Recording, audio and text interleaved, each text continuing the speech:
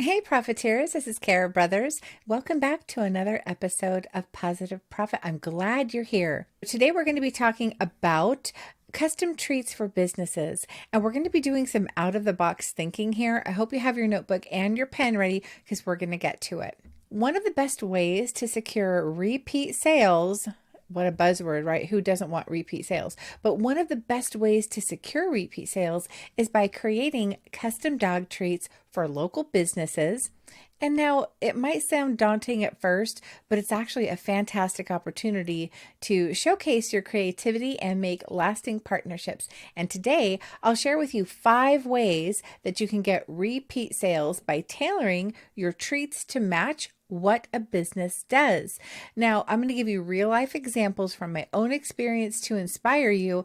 And this is really going to be out of the box here. You're going to be thinking groomers, you're going to be thinking pet stores, dog walkers, dog related things. None of what I have to say includes those businesses, but the same theory applies for those as well. I'm just going to show you some other ways you may not have thought of. Let's jump into some real life examples of custom treats that I've made for businesses in my town, and I'm going to show you how I did it.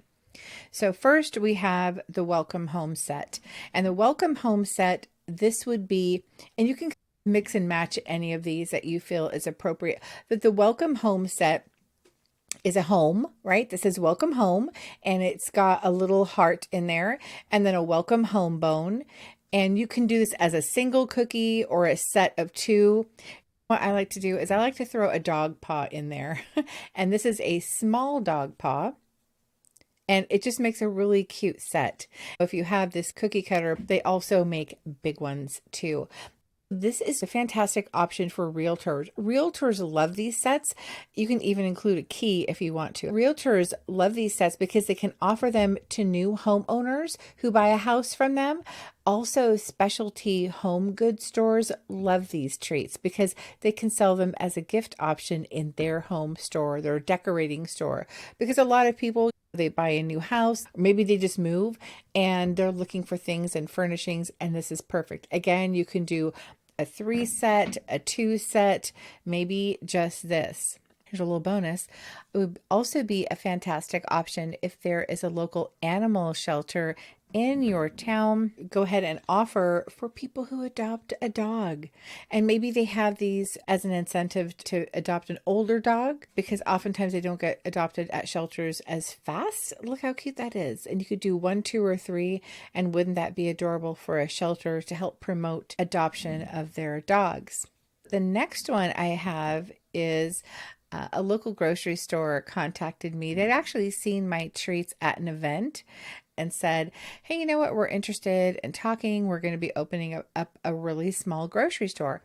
It's called Marigold Marketplace. This is really the size of bone that I like to lead with. It's probably right now it's 5 inch. It was 6 inches almost when I baked it, but after baking and dehydrated, it's a little bit smaller. This came in a set. I'll link everything in the description below. This is really where I start off with, because this is a great size of canvas to showcase the name of the business. Everyone wants to see their business name. They're proud of their business. They've worked hard on their business. They want to promote their business too. So they love to see their business name on items. And since you do dog treats, this is a perfect canvas to showcase that. So I always lead with my 6 inch bone. And Marigold Marketplace had found our treats when we were doing our very first event and wanted to know more about what we could offer them. They saw our 6 inch bones, and what they saw at the event was our Chico Dog Barkery bones. Ooh, ASMR. Our Chico Dog Barkery bones. If I had long nails, I could just scratch the surface of this. And maybe that sounds weird. I don't know. Sorry, podcasters. But anyway, so our Chico Dog Barkery bones, as you can see, they're the same size. Our name fits perfectly on there.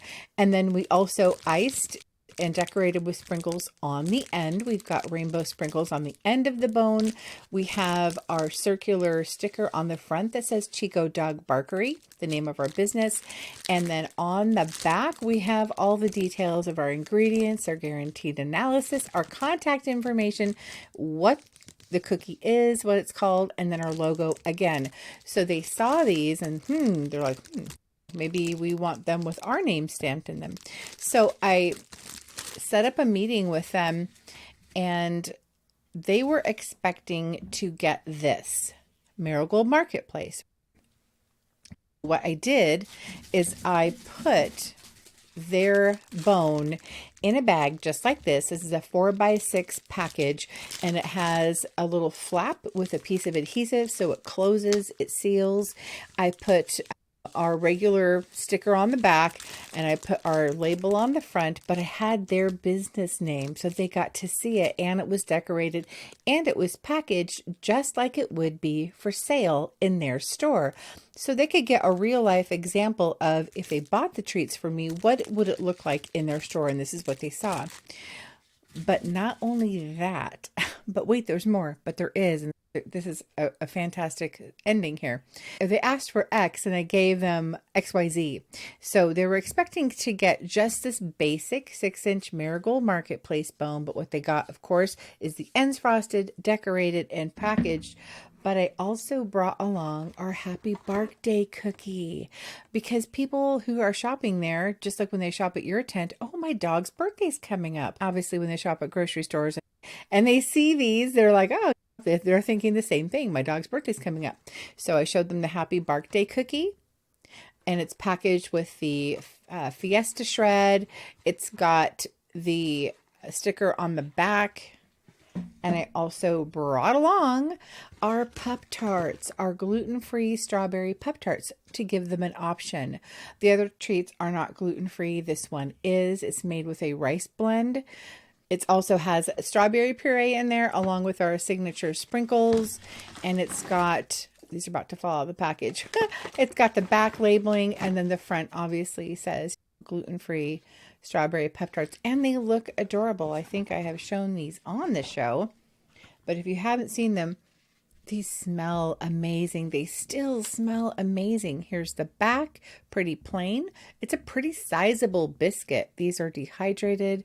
When you're selling to stores, you're going to want something that is shelf stable, and these come in a pack of 4. Okay, so I brought these along. I also brought with me, these are not packaged, but when I showed them to her, they were. These are our mini bones. And this is a container from the dollar store. Love these dollar store containers. Now, a little tip.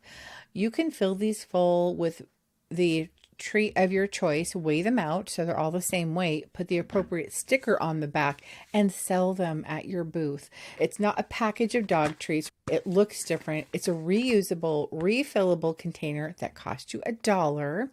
And we marketed to her our peanut butter mini bones for the people that come in that have small dogs. So these are about 1.5 inch. These are a really big seller. As you see, the other treats are pretty large. They can be broken up into smaller chunks for smaller dogs, but these are specifically for small dogs.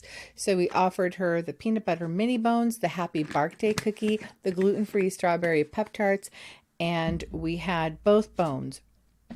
We had the plain, just like this, but then we had packaged. They're both stamped, but obviously this is nicer. She didn't buy any of the 6-inch plain bones. She bought the decorated 6-inch bone. She bought everything we had, everything I brought.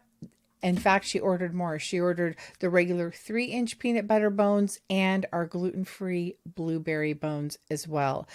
She was also very interested in our donuts too. Our donuts are not shelf stable as we don't dehydrate them, but she had a freezer in the back. She'd buy 20 of each of these at a time, and she would bring them out and put them on her shelf. They've got a 3 to 5 day shelf life, so she would go ahead and put that in her store and then grab more out of the freezer as they sold. When you are going to have a meeting with a business to show them treats for their business, they're probably expecting this. Take other things to the meeting with you, because they don't know what they don't see. So bring other options, okay? So this worked out really well. She was a regular of ours. We delivered to her. She even had a groomer next door. But what she did is she took her iced Marigold Marketplace bone and she put it next door at the groomer's shop. So it had Marigold Marketplace. It was beautifully decorated, totally packaged at the groomer's shop. Whenever someone got dog groomed, they'd give them a bone like this, and then they would see Marigold Marketplace and then think to shop right next door. So it was a brilliant marketing idea for her to have this business card, this edible doggy business card, or a calling card, if you will. So that was really smart. It really worked out. That was a fun partnership. Another one I did was for Smokers Paradise, and Smokers Paradise is a, do you call them marijuana stores?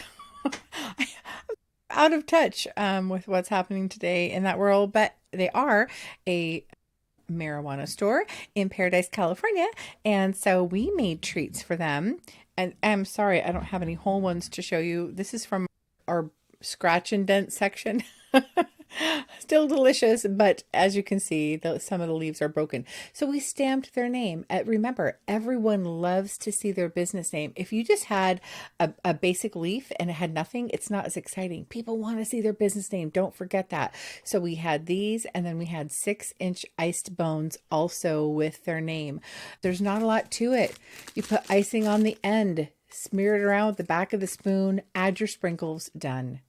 You still get the full name of the business. You're just decorating the ends. So we did that for them. And we also offered the pot leaves for them, big seller. Okay. Because people are going in, they're buying whatever they're buying. They also have dog products there, dog CBD and things like that. So offering the peanut butter treats for dogs when a customer is going in there, a lot of their customers have dogs. They're there for their dogs. So this was just a win-win. And that was a fun treat that we did as well.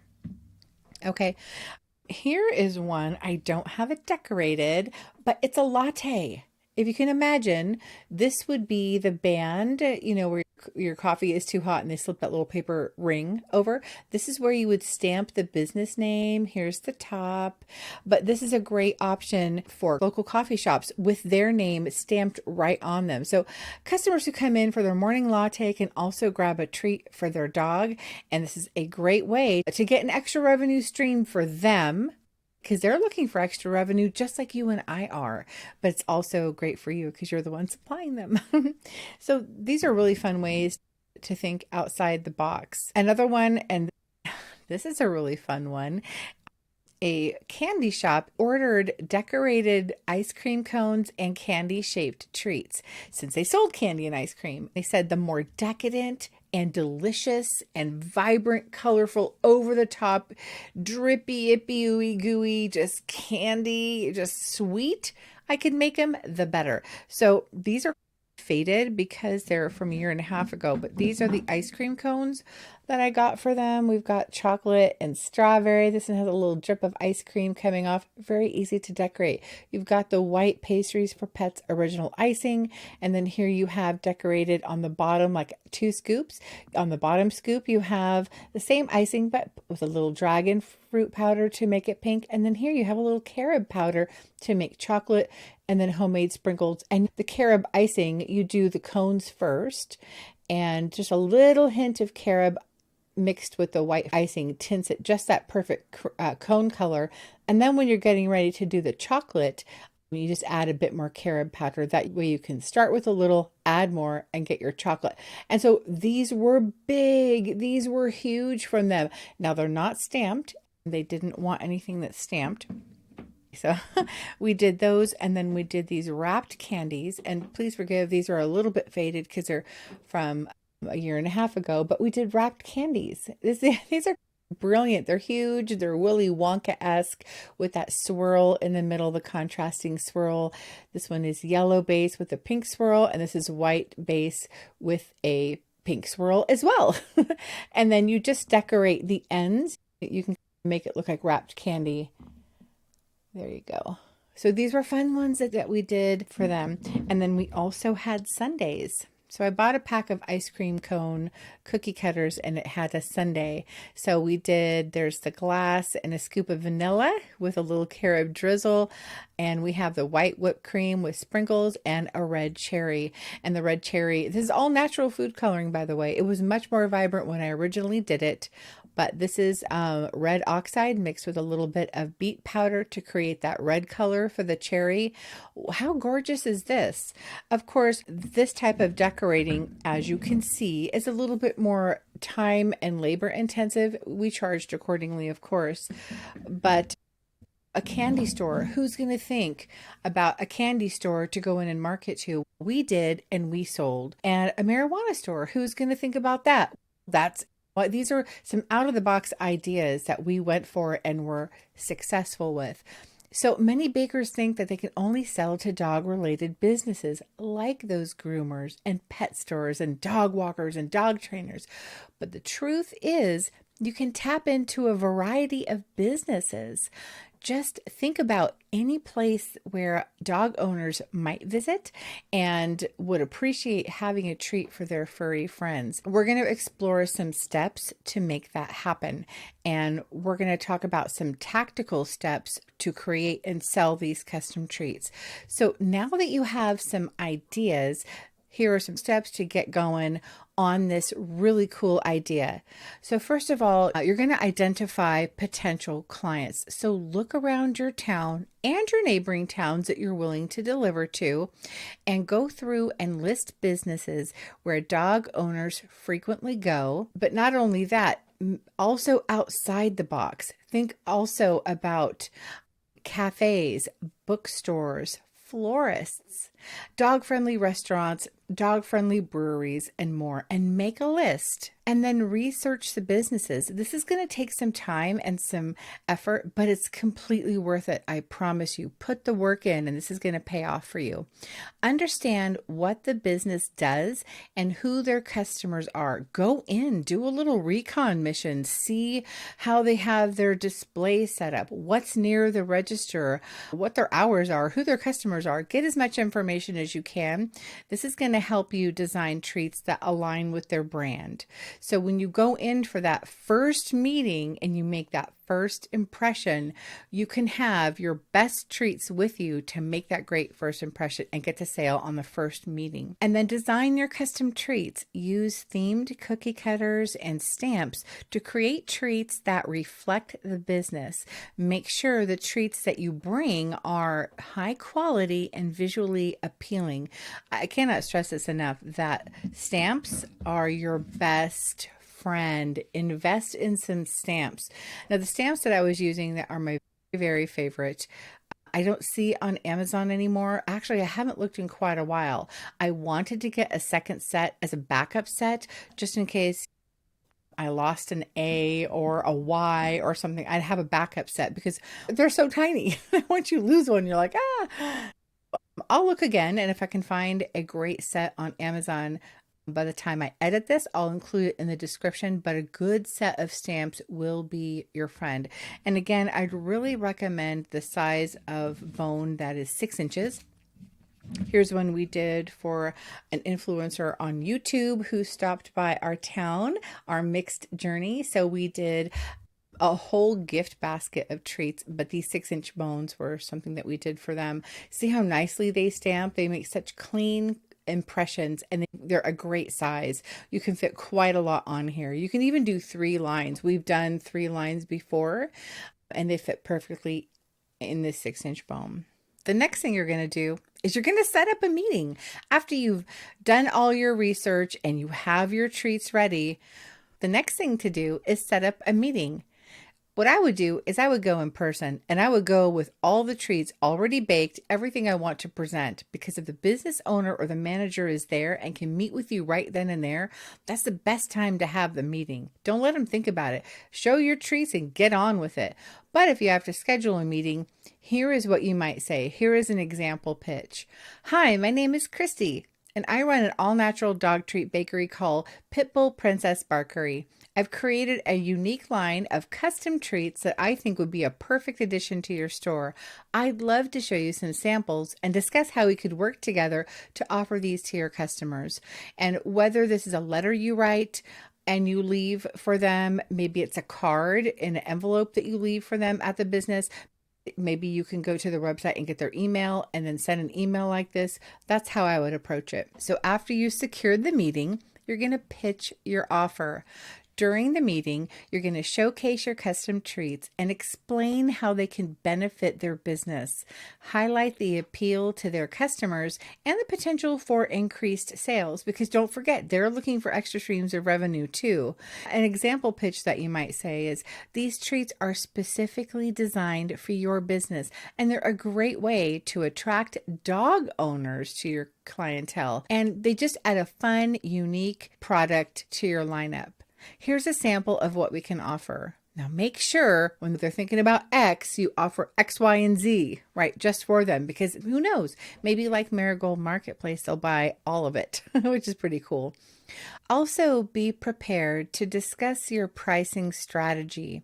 Offer flexible options like single treat purchases. As we saw before, you can do the single treat, like with the ice cream cone. The welcome home was also a good example of a single treat as well. You can also do these in sets, but that just means they're going to buy one, or they're going to buy one set, or they're not going to buy very many. So you can have single treat options where they would pay full price like retail, or you can offer a bulk order, okay? And you might say something like this. An example pricing strategy could be, for individual treats, the price is X. For bulk orders, we offer a discount at Y per dozen. We can also discuss custom pricing options based on your specific needs. Something that I did that I think worked really well, and I was very hesitant to do it at first, but after I got a no, I decided to rethink my strategy, and I'm glad I did. Here was my pricing strategy. I offered single treats or single sets at a retail price, but the bulk option would change. So for example, maybe just for a customer starting out, you had to buy a dozen of each kind of treat. After I got someone that said, how do I know if customers are going to buy them? I don't want to be stuck with all these treats. I said, okay, that makes sense. I gave them a few treats for free, and they bought the other set of treats for the retail price. So they had a total of a dozen. 6 they bought, 6 I gave for free. If I gave them 2 cookies for free and they're like, well, I'm going to test them out, no one wants 2 cookies in their store. It doesn't look professional. It doesn't look like a great option. So with a dozen, it looks like, hey, this is something we have in stock and it's plentiful, and that's what they like to see.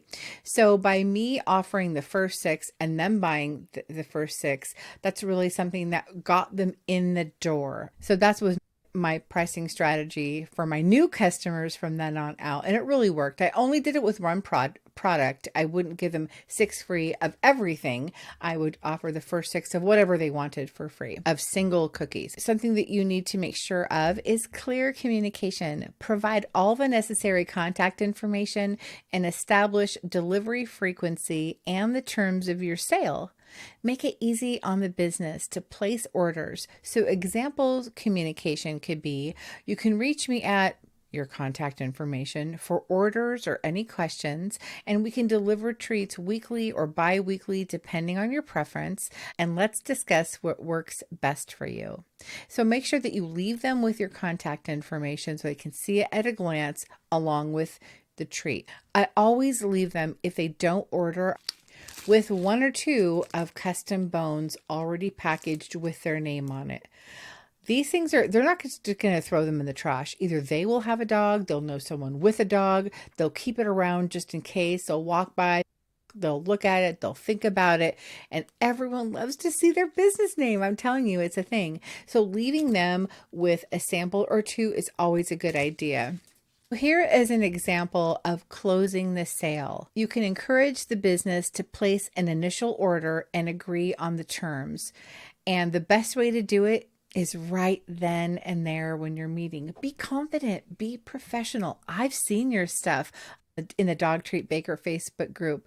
You guys, your skills are getting amazing. You're getting more confident with your baking, with your recipes, with your dehydrating, with your packaging. You guys are just really honing your skills, and it shows. Be confident. You've got great stuff. Here is an example of how to close the sale after you're meeting with them in person. I'm excited to partner with you. Let's start an initial order just to see how your customers respond and see if this works for you. What quantity did you want to start with? What you're doing is you are assuming the sale. They might say, I want to start with 5. Great. They don't have to buy the whole dozen. Let them start with 5. If they're hesitant, that's when I would give them some free treats. But if I wouldn't give them some free treats unless they're hesitant, is what I'm saying. So asking them how many they want to start with, that's a great way for them to give you an answer because it's an open-ended question. They're going to give you, it's not going to be yes or no. They're going to say 5 or a dozen. So let them think about it. And chances are you're probably going to close the deal right there. Creating custom dog treats for local businesses is a fantastic way to secure repeat sales and build lasting partnerships. And by thinking outside the box and approaching a variety of businesses you may not have thought about, you can expand your market and grow your dog treat bakery. Remember to be creative, professional, and confident in your approach. Do your research, put in the time, make that list, and this is going to be very beneficial to you. Thank you so much for joining me today on Positive Profit. If you enjoyed the episode, be sure to like and subscribe and share it with your fellow dog treat bakers. And together we can make the world a better place for our furry friends and put some more money in your pocket. Okay? Until next time, don't forget to treat yourself well.